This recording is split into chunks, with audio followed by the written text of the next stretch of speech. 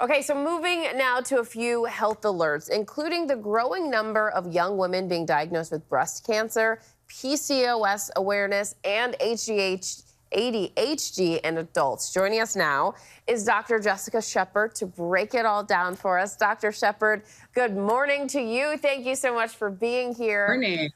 A lot to get into. So this one's really interesting. A growing number of women in the U.S. being diagnosed with breast cancer before the age of 50. Why are we seeing an increase in women being diagnosed in their 40s, 30s, even 20s? What do we need to know?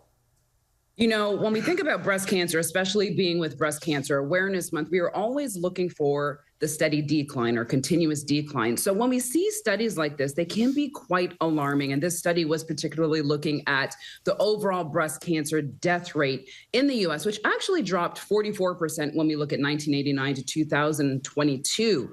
But what we did see is that there is a 1% annual increase when we look at women under the age of 50. So this is something that we obviously have to pay attention to because it was about 1.4% annually, and then under 50, and then over 50, only 0.7%.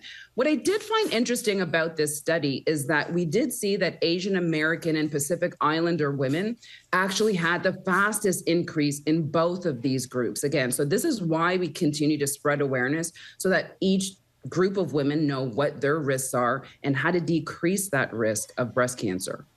And this is so important. And so I don't want to throw a curveball at you, but I am going to ask you a couple more questions before we move to the next topic.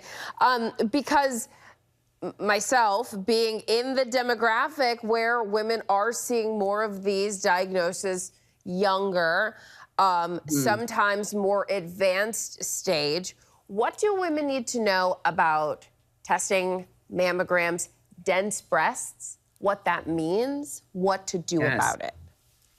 Yeah, so dense breast really just is looking at the actual tissue of the breast, and usually breast has a lot of fatty tissue, but when it's not as fat, you have density in that tissue. What this means is that with imaging, this sometimes is harder a little bit to find those kind of microspeculations that can give us our early detection of breast cancer, and so that's why that is important. The other thing that's important, again, especially for Black women, is that they usually will have more far advanced diagnosis of breast cancer once it's found, which again leads to mortality. So the important thing is to make sure that you're doing self-exams, you're going to your doctor, knowing family history, and also mammogram starts at the age of 40 and making sure that you adhere to that and not push that off. We've done really well with early diagnosis and detection, so we need to make sure that we keep doing those things to keep that increased.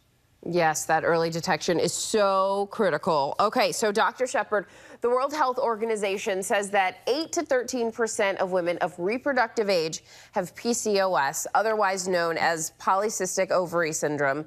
It's the leading cause of infertility, yet up to 70% of affected women remain undiagnosed worldwide. However, recently the syndrome is being discussed more openly on social media. Have you seen an increase with your patients, and why are so many people undiagnosed?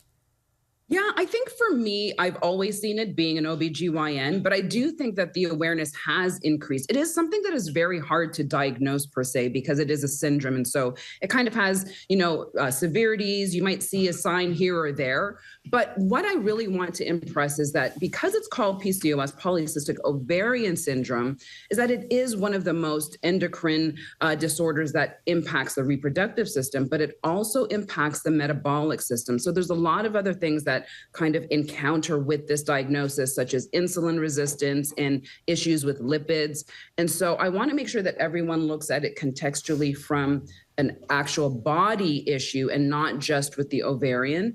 And make sure that if you are a woman who feels that you are having issues that are leading to fertility or even with your cycles, to go see a doctor and make sure that you put that on the top of your list and discuss it and see if that is a diagnosis.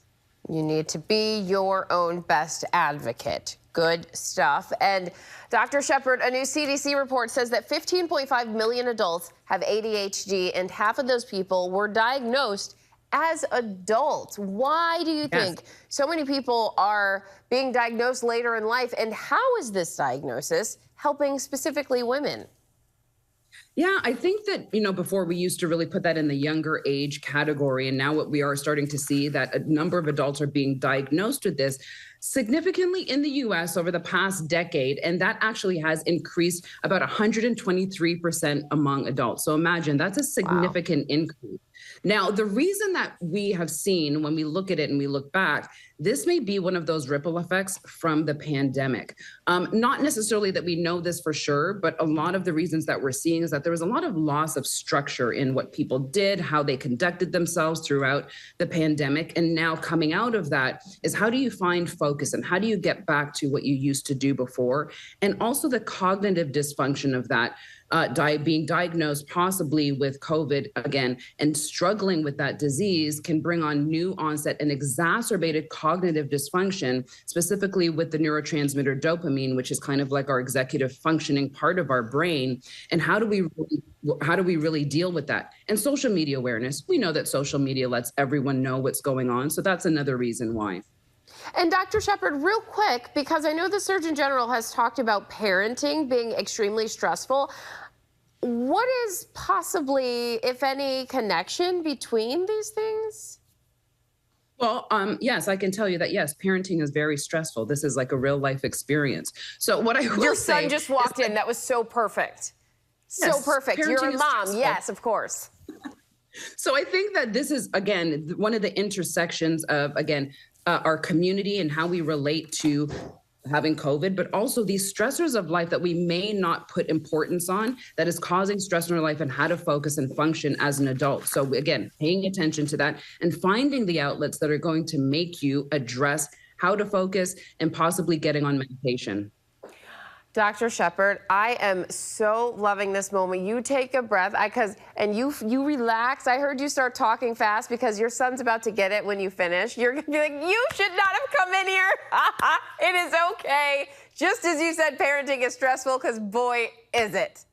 Thank you so much.